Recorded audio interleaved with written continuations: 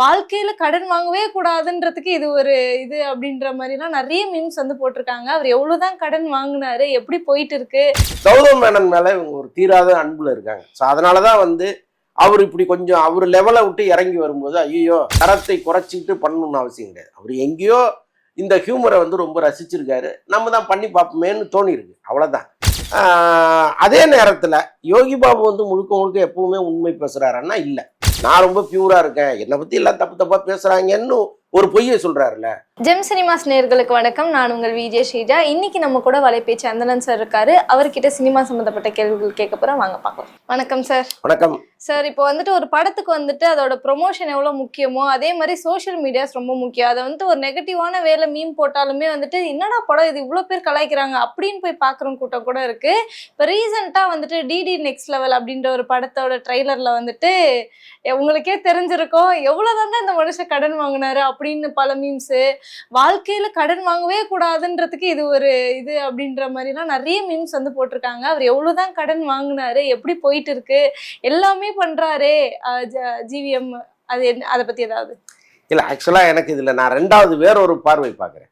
கௌதம் மேனன் மேல இந்த சமூகம் என்ன ஒரு மரியாதை வச்சிருக்கு, அவர் எவ்வளவு உயரத்துல வச்சிருக்குங்கிறது நமக்கு தெரியுது. கண்டிப்பா. ஏன்னா யாரோ ஒருத்தர் இப்படி நடிச்சாருன்னா இந்த மாதிரி கமெண்ட்ஸ் எல்லாம் வரதுக்கு வாய்ப்பு இல்லை. ஆனால் கௌதம் மேனன் மேல இவங்க ஒரு தீராத அன்புல இருக்காங்க. ஸோ அதனாலதான் அவர் இப்படி கொஞ்சம் அவர் லெவலை விட்டு இறங்கி வரும்போது ஐயோ ஏதோ கடன் பிரச்சனையில் எப்படி வராரோ அப்படின்னு நினைக்கிறாங்க. பட் அவர் என்ஜாய் பண்ணி தான் அதை பண்ணியிருக்காரு.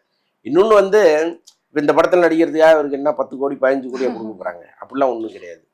அப்போ அவர் அவருடைய அந்த தரத்தை குறைச்சிக்கிட்டு பண்ணணும்னு அவசியம் கிடையாது. அவர் எங்கேயோ இந்த ஹியூமரை ரொம்ப ரசிச்சிருக்காரு, நம்ம தான் பண்ணி பார்ப்போமேன்னு தோணியிருக்கு, அவ்வளோதான். மற்றபடி பிடிக்காத ஒருத்தரை நீங்கள் கஷ்டப்பட்டு கொண்டு நடிக்க வச்சிட முடியாது. இப்போ அதே சந்தானத்து மேல தேவயானி ஒரு குற்றச்சாட்டு வச்சாங்க, பாத்தீங்களா? பார்க்கலையே, என்ன சொன்னாங்க? ஆமா, அதாவது என்னன்னா தில்லுக்கு துட்டுன்னு ஒரு படம். அந்த படத்துல ராஜகுமாரனை நடிக்க வச்சிருந்தார் சந்தானம்.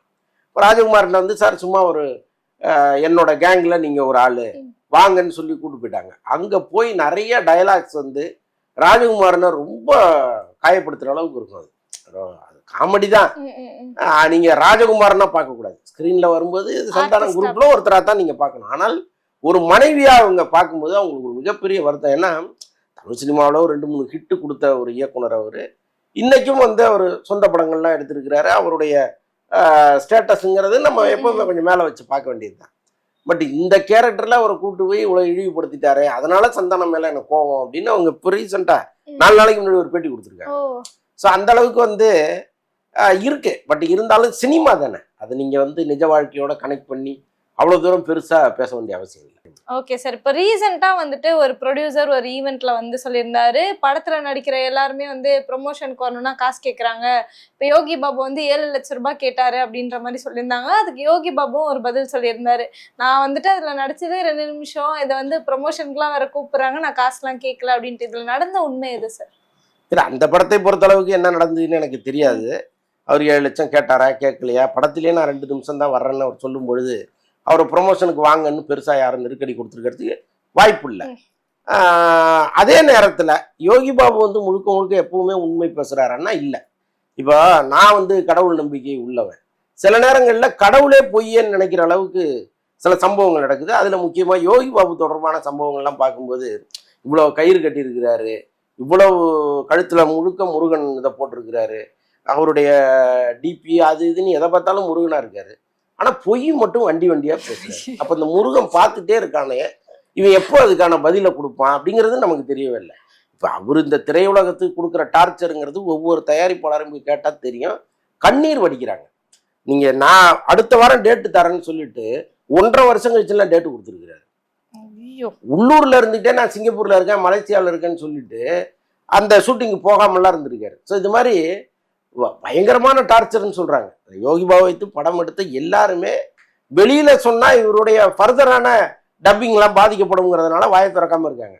பல பேர் வெளியில சொல்றாங்க. ஸோ இப்படி இருக்கும் பொழுது நான் ரொம்ப பரிசுத்தமானவன், இந்த சினிமாவுக்காக என் வாழ்க்கையை நான் அர்ப்பணிச்சிட்டேன், நான் ரொம்ப பியூரா இருக்கேன், என்னை பத்தி எல்லாம் தப்பு தப்பா பேசுறாங்கன்னு ஒரு பொய்யை சொல்றாருல்ல, அதை எப்படி இந்த முருகன் பார்த்துட்டு இருக்காங்கிறது தான் நமக்கு புரியுது. இதை வந்துட்டு வேற ஆங்கிள் கொண்டு போற மாதிரி இருக்கு, ஒரு நார்மலான ஒரு இதுவா இல்லாம. இல்ல வேற நானும் இந்த முருகனை நம்புறேன்ல. அதுதான். அப்ப இப்படி ஒருத்தர் போய் சொல்றாரு, நீ ஒண்ணும் கேட்க மாட்டியான்னு தான் நான் கேட்க வேண்டியதா இருக்கு. இப்போ ரீசெண்டா ஒரு பிரஸ் மீட்ல வந்துட்டு வாட்டர்மெலன் ஸ்டார் அப்படின்ற ஒருத்தருக்கும் பைல்வான் ரங்கநாதனுக்கும் ஒரு சண்டை வந்தது. ஏன் இந்த இன்டர்வியூ நல்லா தானே ஏன் இதை கேட்டோம்னா இன்னும் நல்லா போகுமே. தயவு செய்து விட்டுருங்க சார். ஒரு பொதுமக்கள் சில விஷயங்கள் எல்லாம் நம்ம தொடவே கூடாது. அந்த அளவுக்கு தகுதியான ஆட்கள் கிடையவே கிடையாது. அதனால அதை விட்டுருங்க. இல்ல இப்போ நீங்க சொன்னீங்க இப்போ வளர்ந்து வர்றவங்க அப்படின்ட்டு, அந்த மாதிரிதான் இவர் நீங்க எதை எப்படி வளரணும்னு ஒண்ணு இருக்கு. சும்மா கோமாளிதனம் பண்ணிட்டு வளர்றதை வந்து நம்ம எப்படி வளர்ச்சின்னு எடுத்துக்க முடியும். இப்ப வந்து அதை பத்தி எதை சொல்ல மாட்டீங்கன்னா இல்ல என் கருத்தே இல்ல, விட்டுருங்க. அதை நம்ம பேசுறதுக்குன்னு ஒரு தரம் வேணும் இல்லைங்க. இப்போ ஒருத்தரை பத்தி கேள்வி கேட்குறீங்க, அதுக்கு நம்ம பதில் சொல்லணும்னா அவங்க என்னவா இருக்காங்கன்னு ஒண்ணு இருக்குல்ல. ரொம்ப இன்ட்ரெஸ்டிங்கா இந்த கொஸ்டின் தான் எனக்கு இருந்தது.